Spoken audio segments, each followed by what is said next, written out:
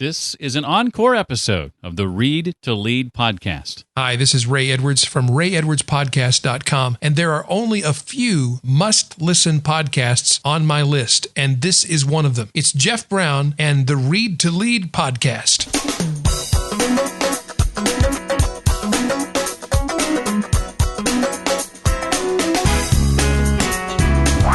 I can't tell you how many times people have come up to me and have said, Pat, I just loved the wedding video you shared of you and your wife. That was a really cool dance she choreographed. That has absolutely nothing to do with my business and my niche, but it has everything to do with building that relationship and the trust with your audience. Welcome to the Read to Lead podcast with Jeff Brown. Jeff believes that if you desire to achieve true success in business and in life, then consistent and intentional reading is a must. The Read to Lead podcast will not only help you narrow this ever-important reading list, but also bring you key insights and valuable feedback from some of today's most successful and inspiring authors. And now, here's Jeff. Welcome to the Read to Lead podcast. If one of your passions is reading like it is mine, then you've come to the right place. My goal is to help you develop a more intentional and consistent reading habit, in part because I believe that reading is essential to your success. Now, each week we sit down with another successful and inspiring nonfiction author, and we talk about not only their latest book, but also their thoughts on leadership, personal development, career, business, entrepreneurship, and a whole lot more. This episode features a conversation with Pat Flynn from the Smart Passive Income blog and author of the recent book, Let Go. But first, I want to take a few seconds to recognize our sponsor, and that is Audible.com. You obviously enjoy listening to podcasts and would probably also enjoy listening to the occasional audiobook, too. And I've got the perfect deal for you, courtesy of Audible.com. You can sign up for a free 30-day trial and download your first book for free today. Just go to readtoleadpodcast.com/audible. That's readtoleadpodcast.com/audible.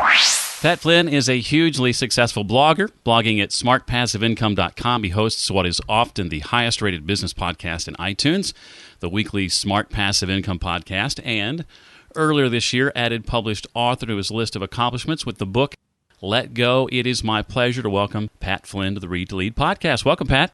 Hey, thank you for having me, Jeff. It's a pleasure to be here. Well, first, just on a personal note, I love how your personality and goofiness comes through in your podcast. People really seem to appreciate that about you. Thank you. Yeah, I mean, it's I love the podcast because it just allows me to be myself, and I'm kind of a goofy person once you get to know me, and it's nice because I'm not actually speaking to anybody. I'm just speaking to a mic, so I just feel like I can be myself, and people seem to resonate with that, which is great. I mean, one of the things I do, as you know, is in the first 20 seconds I share. I mean, I don't share. I actually have my voiceover movie voice guy share an interesting tidbit about myself, and they're typically very random. And I have a lot of people come up to me at conferences and say, like, dude, I'm afraid of spiders too, or I was in the marching band also, or I had a crush on Kelly Kapowski from Saved by the Bell too. Just a lot of random things. Yeah. And when I first did that, people were like, you are an idiot for doing that, and spending all that money with a voiceover guy for doing that. But a lot of them have come around to say that is a genius thing to do. So very David Letterman-esque of you, I think. Well, initially when preparing for this, I sort of felt like I needed to make sure that since you've done so many interviews, you've got your own podcast, that we needed to cover material that's never been covered before, ask you questions that have never been asked of Pat Flynn. But the more I thought about it, the more I realized that I needed to stay true to my show's mission and goal, and that likely most people listening to this are just like I was a few months ago, someone who had never heard of Pat Flynn. So if you would, Pat, take a minute or two to share with us your story as it begins about 5-7 years ago to today. Sure. Back 5 years ago, I mean, maybe even 7 years ago, I graduated college from UC Berkeley with an architecture degree, and that's what I was sort of trained to do. I had spent my whole life doing everything the way I was supposed to do, from high school getting great grades to doing all the extracurriculars to even when I had the job that I got out of college in architecture to going way above and beyond the call of duty, and I was climbing the corporate ladder there. Again, doing everything I was supposed to do until summer of 2008, I learned that I was going to get laid off, and it was a very, very, very sort of depressing moment. It's just unbelievable. I couldn't believe, even the words coming out of my boss's mouth were, Pat, you're one of the youngest, brightest guys I know, comma, we have to let you go, which just like I'm still blown away of the fact that happened. But I'm very fortunate because, to make a long story short, I actually took a website that I built when I was studying for an exam when I had my architecture position still, a site that I had spent maybe a year putting content into just to help myself and a couple other coworkers pass an exam. And after I passed that exam in early 2008, I just let it sit there. And, I got inspired after I got laid off from other podcasts, actually, that featured success stories of people doing business online, that I decided to take this website that I had and turn it into a business of my own to help other people pass the same exam that I passed just a few months earlier. And it exploded. I mean, in the first month that I opened up the comments and everything like that, people started asking me questions and viewing me as an expert, and people were almost demanding some sort of more convenient way to process the information. So that's when I wrote an ebook that I eventually sold in October of 2008. And that very first month, I had made $7,908.55 by selling a little over 300 copies of that $19.99 ebook. And it was absolutely life-changing. And the income just started to grow each and every month. And that's when I started the Smart Passive Income blog, which is where most people know me from now, where I sort of just share everything that has happened. Ever since the beginning, I've been sharing all the details, all the wins, all the failures, things I wish I would have done better. I've created new businesses publicly on the site and showing people the sort of progression and how that goes, just to really show people of the what opportunities are available to them out there, stuff that I didn't know existed until I went through that dramatic moment in my life. And I don't want people to have to go through stuff like that to realize really what's possible. And also, sort of where I'm at now is I've sort of unintentionally become the sort of leader in this space where, I mean, just because of who I am and the way I think things should be done, I'm very honest and authentic about everything.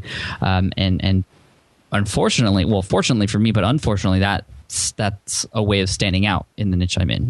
It's drives me nuts that being authentic and honest is standing out. Like, it shouldn't be like that. But, as a result, sort of my site and everything I do has been sort of pushed up to the top, which has been great.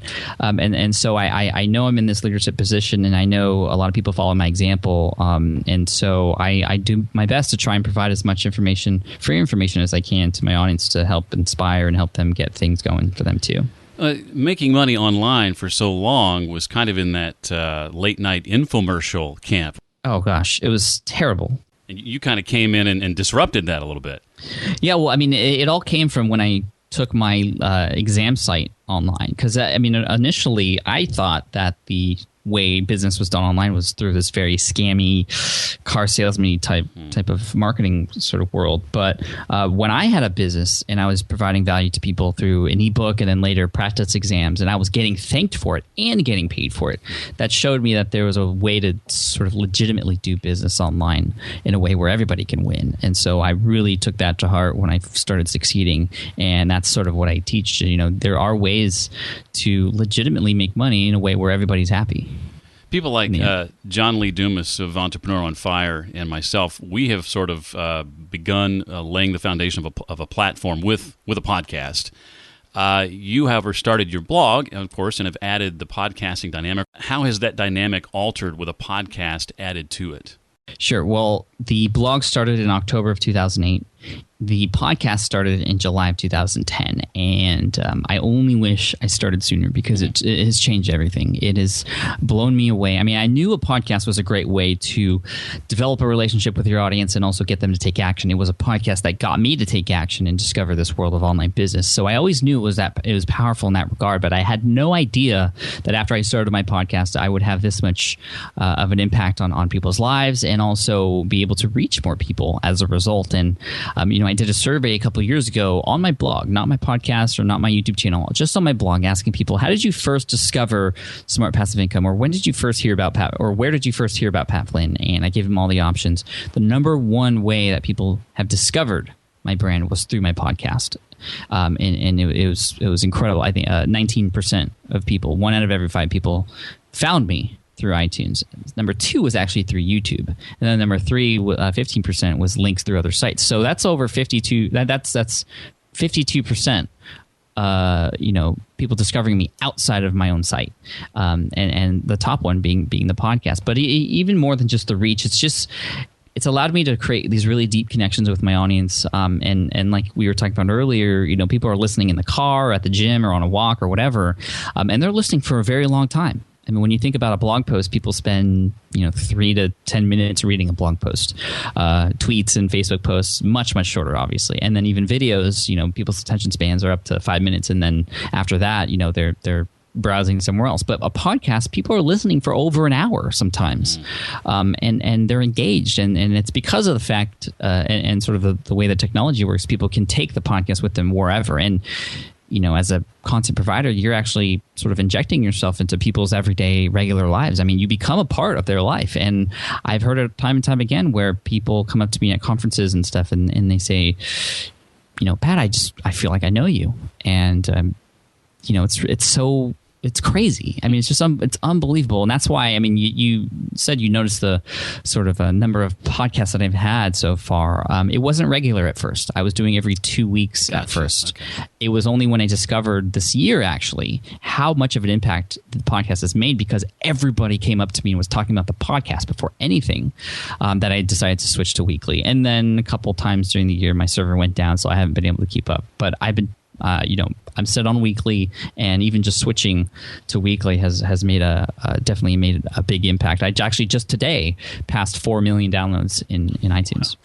Wow. Well, when you sent out that survey and you got the responses you got, were you surprised by them, or was part of the survey kind of just to validate what you already thought?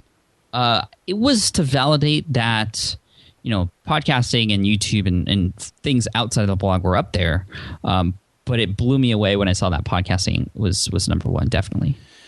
Well, Pat, what advice would you give to someone desiring to develop a personal brand and begin the process of presenting themselves as a thought leader in their space like you have? Well, I think there's a number of things you could do, but I think what it comes down to is sort of discovering what your unique selling proposition is. That sort of thing about you that, makes you stand out from everyone else in that same space that you're in. And, it's a lot of times people have trouble with that. When you really think about it, it's your personal brand. It's you, and nobody else is like you. So there's definitely things about you that you should not take advantage of, but use to your advantage and sort of milk, because those are things that are uniquely you. And there are people out there who will connect with you just because of who you are, regardless of, how you present your content. That's just how it is. And so really determining what your strengths are and what differences that you can provide, the things that you can provide that no one else can provide. Another way to think about this is what's your unfair advantage? What unfair advantage do you have that other people can't bring to the table that you can bring? And definitely making sure to highlight those things along the way. And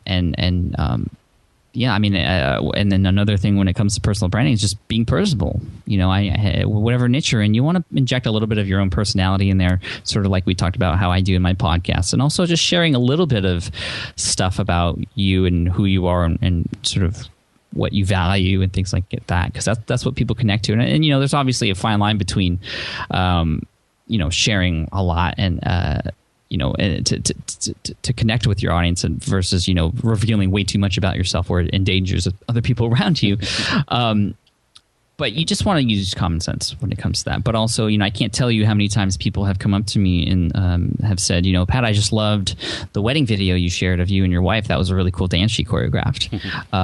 Again, that has absolutely nothing to do with my business and my niche, but it has everything to do with building that relationship and the trust with your audience. Well, obviously, as entrepreneurs, we're able to be our own boss and set our own hours, even work from home in some cases. But it can be easy to find yourself working, twice as long on your own business as you ever did for an employer, which I've been struggling with doing. And so, as an entrepreneur, what are some methods you use or practices you employ, Pat, to try and maintain a work-life balance?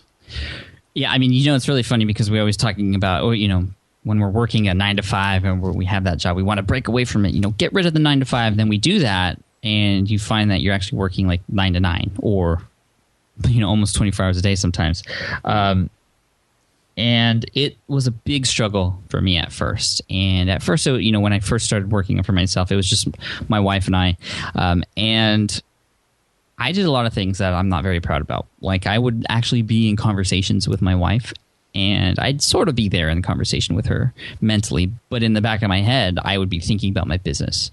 And it got to a point where we had a nice little chat about that. And,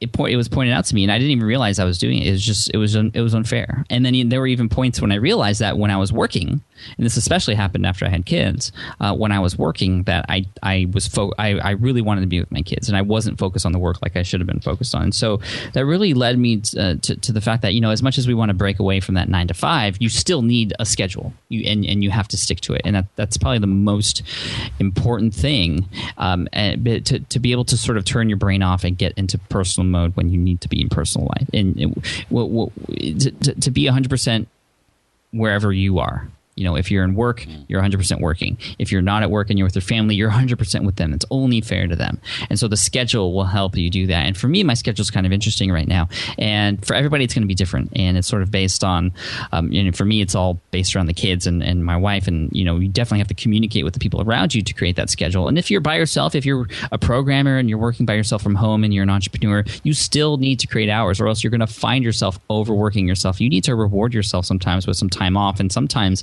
it's that time off where your brain gets to sort of reset and subconsciously think about the things that you're doing, even while you're sleeping. Sometimes, you actually can make progress on your business when you're sleeping, or when you're not, even thinking about it. And so, just giving your brain a rest sometimes is really important. So having that schedule is really important. But also for me, and this is especially important now that I have kids, is to have an actual physical space where it's work time. And when I'm in this room, everybody else in the house knows that this is Daddy and he's in work.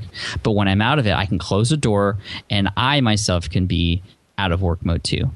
So those two things are really important: having a schedule and then having a physical space. So I'm really lucky to have one of the bedrooms in the house I'm in now as my home office. And it's definitely challenging, and there are times when the lines between work life and personal life are blurred, but these two solutions are the best and that I've come up with to be able to sort of delineate those two things.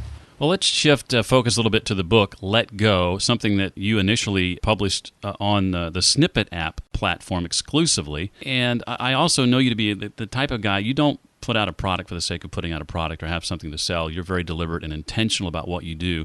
What prompted you or spurred you to want to release this book, and specifically on that narrow, I guess, a platform early on? Sure. Well, for those of you who don't know, Snippet app is a sort of reading platform, or a sort of multimedia reading platform on iOS, so iPhone and iPad, and it's brand new. So it was definitely a risk to sort of publish my first book on this brand new platform. But the reason I did it, I've always had this book in the back of my head, Let Go. It's called Let Go for a couple of reasons. One, because it's about my story of how I was let go from architecture, but also more than that, it's how I had to let go of what I was sort of conditioned to learn growing up, and sort of being on that, quote, right path, and sort of letting go of that to discover my own way, and also letting go of the fears that I had along the way as well. But I've always had this story in the back of my mind, and there were opportunities to write it, but when I had this opportunity and I saw a demo of this brand new platform called Snippet app, and saw the multimedia capabilities of it, which I know iBooks had, but it also has social media capabilities as well. So within the book itself, people can view a hashtag conversation and add to that conversation, and they're adding a lot more cool features where people can share certain things, or even take pictures while you're reading the book with those devices to share with everybody else. For example, there might be a prompt in a book, and I didn't do this because this feature wasn't available, but they were talking about it. Imagine in the middle of a book where you finish the first chapter and it prompts you to take a picture. You just push a button and you take a picture, and you get to see a gallery of all the other people who are reading that book and where they're at. That's so cool. It's just the interactions that are available with this platform are endless. And so I got really excited, especially because I knew I was going to be one of the first authors on this platform. How many people could say that they were the first author on a new platform? I don't even know who the first author on Amazon was, but that would be a really cool thing to say. So I wanted to be one of the first authors on Snippet app. So I took this opportunity.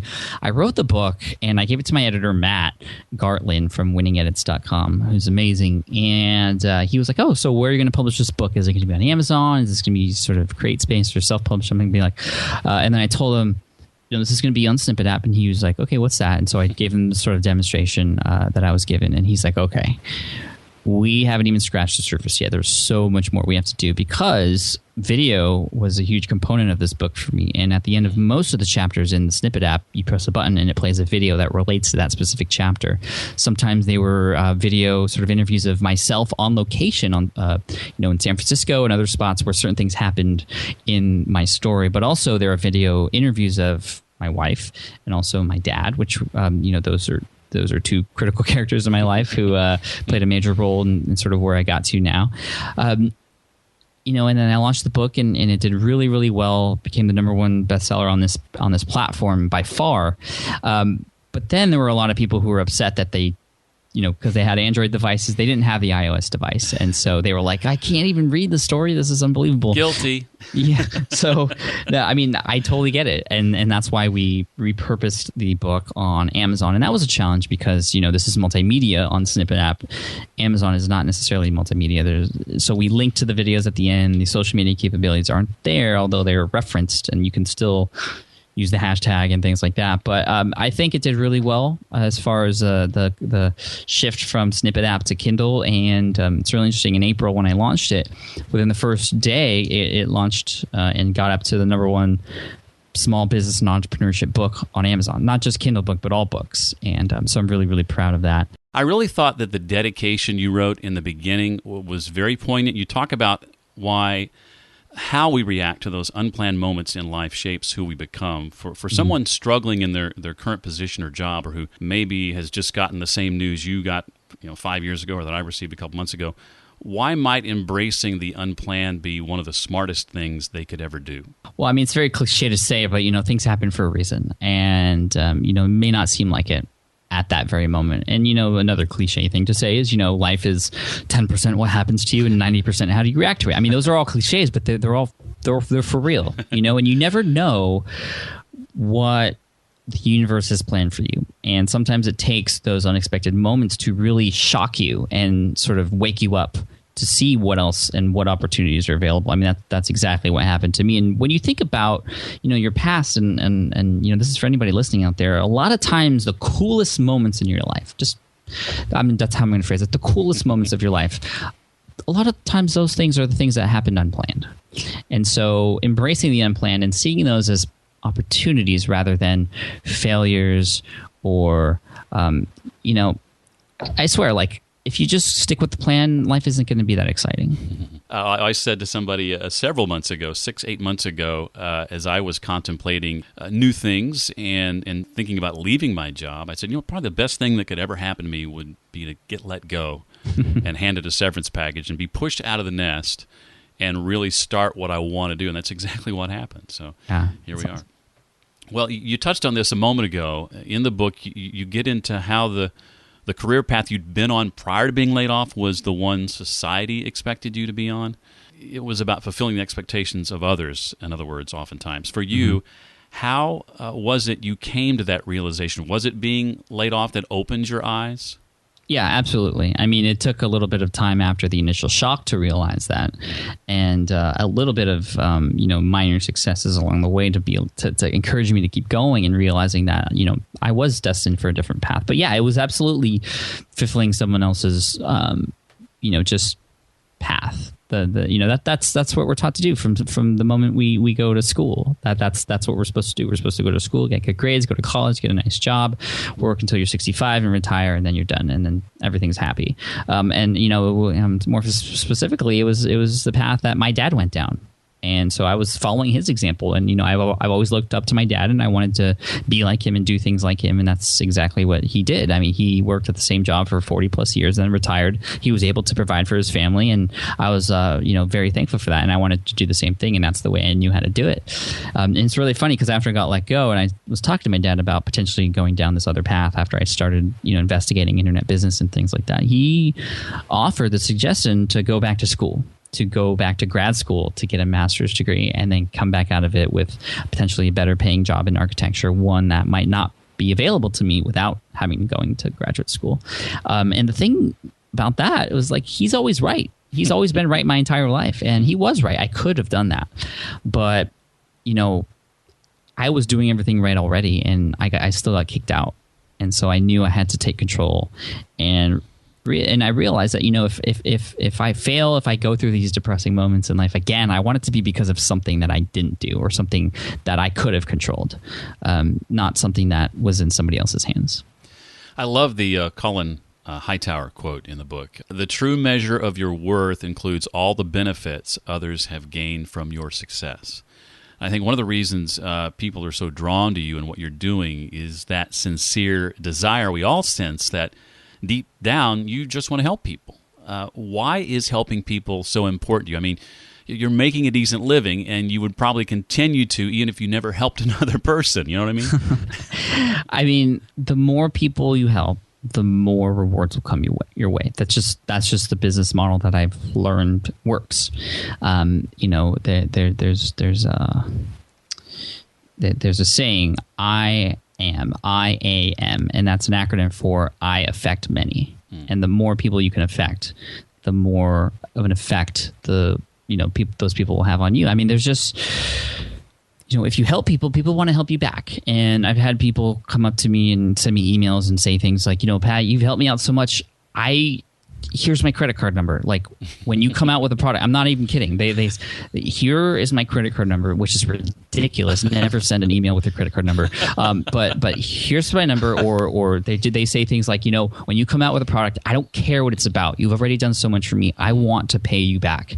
And it's just so amazing how much people want to pay back. And that's human nature. When things are done for you, you want to do things back. And there's a lot of salespeople who take advantage of this sort of part of human nature. Car salesmen, I'll throw in the leather seats for free, knowing that when you do that, you're going to be more likely to make that purchase. But there are ways to do this legitimately, where if you actually really want to help people, and you actually do, you provide value to them, and you make their lives better, your life is going to become better as a result. So that's always been my primary motive now, is to help as many people as possible. And yeah, that's sort of you can't really count the numbers, because there's countless people who, potentially have been helped. And, it's nice to have some sort of meter. And for me, that meter is thank you notes. Getting handwritten thank you letters. The more I can get those, if I can get handwritten thank you letters, like in this digital age, if I can get handwritten thank you letters, I know I'm doing something right. And every week I go to my inbox and I get a handful of thank you cards and notes that people have written from all around the world, just saying thanks. And that's what I'm selfish about. I want as many of those as possible. It's because I get so fulfilled knowing that what I'm doing is making an impact. But that's a good sort of gauge for me to know that I'm doing it the right way. If you're like me at all, and I in this way, and I sense that you might be, I'm thinking back to like when you were first selling your lead exam, and as I read in the book, and going out and taking a walk, and coming back and realize another sale had taken place while you were out on a walk. Yeah. I've been in sort of a similar situation before, where when that happens, it's like, oh my gosh. What if they don't like it? What if they complain? Did you ever struggle with those kinds of doubts, even once that thing, whatever it was out there? Yeah. Oh, yeah.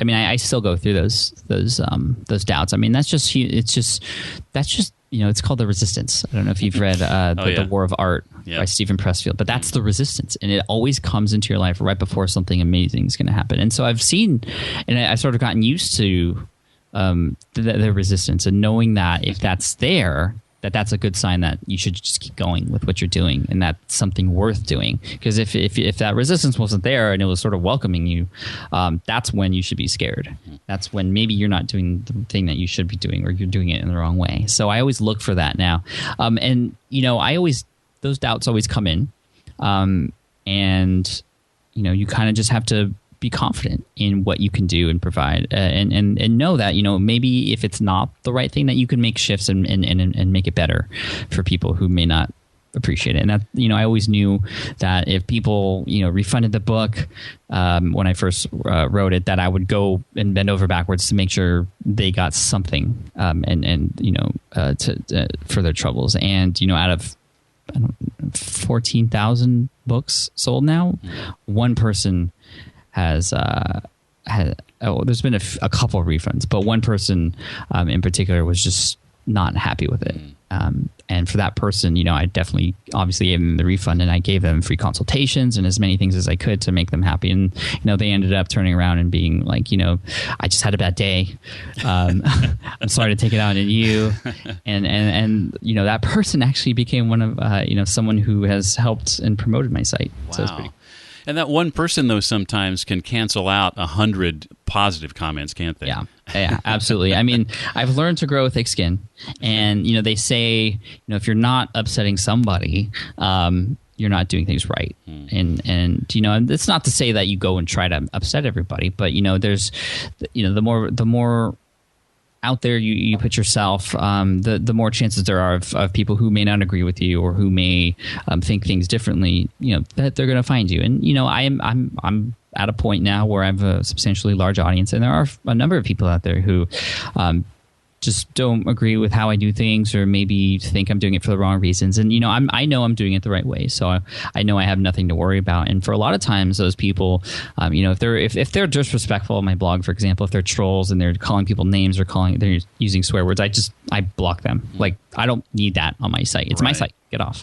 Right. But if they're respectful, I listen to them, and I definitely read every single word that is said. And I'll often get on a Skype chat with those people, which I know most people are like, why do you do that? Like, you just need to ignore that. But, a lot of times those people are just misunderstood, or there's some sort of miscommunication between myself and the words that I write and how that person is reading it. So, just last week, I actually had a Skype call with somebody who was like, you're fake and your numbers are all wrong, and, just you prove yourself. So I was like, fine, I will.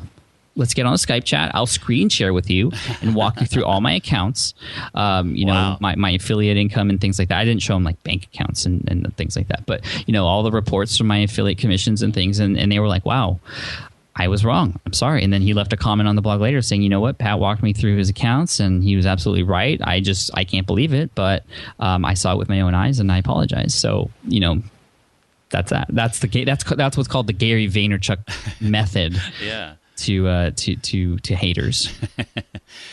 Well, when it comes to helping people, the quote I always go back to is the Zig Ziglar quote from decades ago. If you help enough other people get what they want, you will get what you want. Totally.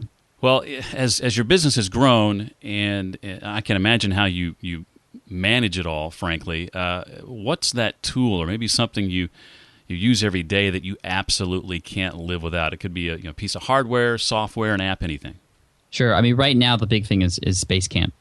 I use Basecamp to manage all my different projects, and I've recently been working with a lot of other people who have I call my team members now, who are helping me with sort of managing all the different projects I have, which is nice because it takes a lot of that off my shoulders. But, Basecamp is great. I was even using it before I had a team to organize all the projects, to put down to-do lists of what to do next, and sort of prioritize those projects to sort of tell me, even when I can't think straight, what I should be working on next. And that's been really helpful. Well, Pat, when it comes down to leadership, I define leadership as influence. And obviously you're a guy who has a lot of influence. What would you say is the single most important leadership lesson that you've ever learned, if you could boil it down to just one thing? Yeah, I mean, for me, it's absolutely leading by example. If you really, truly want to lead a group of people, you have to walk the walk, not just talk the talk. And that's sort of reflected in everything I do, from the monthly income reports that I have, where I'm sharing what I'm doing and what goes right and what goes wrong, and talking about how much money I've been making from each of my income sources, to building websites from scratch publicly on the site and showing people what I do right, what I do wrong, so that they can sort of follow my example and lead. And even though it might not be perfect all the time, at least I'm sort of in the front, sort of with the machete, sort of just knocking everything down so everybody behind me can have an easier time. That's sort of how I see it. Well, name for us, Pat, if you would, a couple of books from the recent past that have made the greatest impression on you, and why. Yeah, well, I love Made to Stick by Chip and Dan Heath. It's just all, great stories about why certain stories and certain things that are said are remembered and why other things aren't. And when it comes to doing business online and having a podcast, and we definitely need to do what we can to share a message that will not only stick with people, but also be shared and stick to those people, be shared again. And that's sort of how you grow. So Made to Stick by Chip and Dan Heath, that's sort of an older one that I read and reread from time to time. And then also recently I've been doing a lot of public speaking, and there's a Dale Carnegie book called Stand and Deliver, which has been fantastic for me. So if you're thinking about doing any sort of public speaking, whether it's to a group of 10 people in your office, to a group of 400 people at a conference or more, that book was a great starting point for me to sort of get over probably one of the biggest fears I've ever had. And also, doing the podcast helped with getting over that fear and just helping me communicate better as well. Well, you've tackled so many things that you used to be afraid of. I know doing video was tough at first, public speaking, the podcast, and even despite being in radio for years, public speaking still scares me to death. So someday I'm going to branch out and do that and have that courage that you've had. I mean, it's been a lot of fun. I'm kind of obsessed with it now, and I have my very happy to share that I have my very first keynote coming up, the opening keynote for this conference, the Financial Blogger Conference in St. Louis this October. So I'm super stoked about that. Isn't that funny how that works? It goes from being the thing you're most fearful of to being something you just love to do. Right? Like I said, when the resistance kicks in, that's how you know it's something worth doing. Well, I have a listener question from the website. You can click a button there on the right of the website and leave a voicemail. And today's question comes from Pablo. Hi, Jeff. It's Pablo from ChefPablos.com, where I share my passion for the foods I learned to love growing up in Pat's hometown of San Diego. Authentic Mexican and Asian cuisine, as well as some of my favorite restaurant recipes.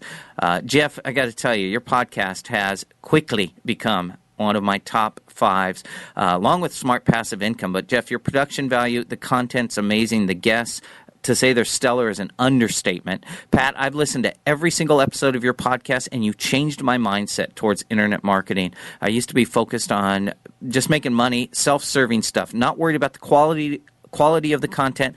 As long as I ranked and they clicked on an ad, I was happy. So thanks to you, I no longer have that mindset. Now I'm focused on serving the people who visit the site, and I feel a deeper passion for what I do because of that. So thank you very much. So here's my question. I struggle with follow-through in a big way, and both of you now working for yourselves after being let go. How do you do it? How do you set deadlines that are real and that have a consequence when you're only accountable to yourself? I file April 15th for my taxes, even when they owe me money, because I need that deadline. And I just got to know if there's something that you're doing that makes it painful for not hitting your deadlines. Thank you guys both so much. What you're doing is literally life-changing. That was a great voicemail, man. Thank you for listening to the show.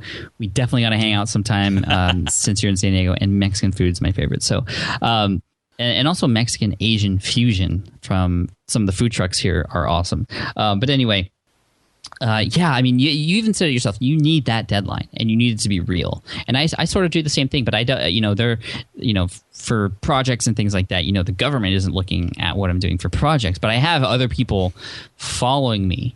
I mean, not just people in my blog. I mean, sharing things on publicly on the blog helps with accountability for sure, but it's mostly the people who are in the mastermind groups that I'm in. So other people who I meet with every week who understand my business and who understand who I am and where I want to go and where I want to be. I share with them sort of my goals every week and my progress, and I appreciate them so much that when I don't meet a deadline, I honestly truly feel bad. And, I feel, they feel the same way about when they share their things too. I mean, that's part of what a mastermind group is all about. So I have that looming over me whenever I'm working on a project and I sort of announce something to them about what I want to do, and I try to get it done. I don't do this particular strategy, but there is a website out there. I can't remember the name of it, but Derek Halpern from socialtriggers.com recently has been talking about procrastination. And he said that there's this website out there where you can pledge money, like put money on the line for a task that you want to do. And if you don't get it done in time, it actually goes to a charity that you hate. That's a great idea. And yeah, right? I mean, that's such a good idea. And that has motivated a lot of people. I think that's what Derek does. But putting money on the line or telling a friend about something that you want to do and actually holding you accountable to it and actually giving them money. Money is a great form of motivation. Obviously, just like taxes and the penalties that happen if you don't give them in on time. So even just a friend or family member just holding that money for you, who will take it from you if you don't finish what you need to finish. That helps too. But I mean, just being in the mastermind group has been probably the most important thing for me in wanting to follow through, not just so I don't let those people down. Also, maybe not necessarily putting money on the line, but putting a reward of some kind on the other end of it when I do follow through.